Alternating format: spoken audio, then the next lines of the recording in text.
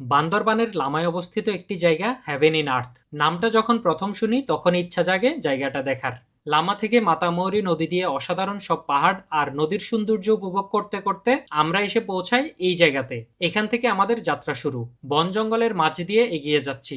সামনে গিয়ে হাঁটার রাস্তা পেলাম। আমাদেরকে অনেক উপরে উঠতে হবে, পাহাড়ের চূড়া দিয়ে হেঁটে যেতে হবে অনেকখানি পথ। বিকালের আলোয় আশেপাশের পাহাড়গুলোকে অনেক সুন্দর লাগছিল। অনেক দূর দূরান্তের পাহাড় দেখা যায় এখান থেকে। যাওয়ার পথে দেখতে পেলাম গাছের ডাল ব্যবহার করে বানানো বিশেষ একটি গেট, যা নিজে থেকে বন্ধ হয়। সন্ধ্যায় আমরা এসে পৌঁছালাম হ্যাভেন ইন আর্থ। গোধূলি আলোর সাথে চারপাশের নীরবতার মিশ্রণ ছিল স্বর্গের মতো।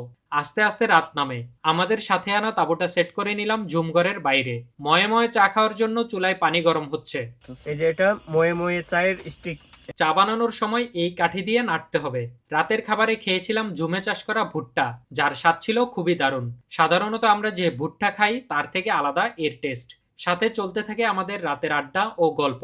রাত গভীর হলে ঝিঝির ডাক শুনতে শুনতে আমরা ঘুমিয়ে পড়ি। ভোরের আলোতে পুরো জায়গাটাকে যে কি সুন্দর লাগছিল তা বলে বা ভিডিও দেখিয়ে বোঝানো যাবে না। সকাল সকাল আশেপাশে ঘুরতে বের হই আমরা। এখানে এসে বুঝলাম এই জায়গাটির নাম হ্যাভেন ইন আর্থের সার্থকতা। সকালের খাবারে ছিল ভাত ও ঝুমে চাষ করা শশার তরকারি। দাদা কি বানাচ্ছেন? কাপ। রাংরেং দাদা ওনার মেয়েদের জন্য কফি খাওয়ার কাপ বানাচ্ছেন।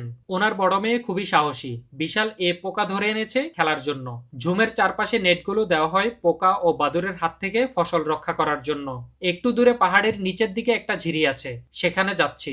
ঝিরির রাস্তাটা বেশ খাড়া, পাথর বেয়ে বরফের মতো ঠান্ডা পানি আসছে। গোসল সেরে নিলাম এখানে। হ্যাভেন ইন আর্থের সৌন্দর্য আমাকে মুগ্ধ করেছে। চারপাশের এই নীরবতা, প্রাণবন্ত সবুজ পরিবেশ সব মিলিয়ে অসম্ভব ভালো লেগেছে। তারপরও মায়া কাটিয়ে বেরিয়ে পড়ি নতুন গন্তব্যের উদ্দেশ্যে।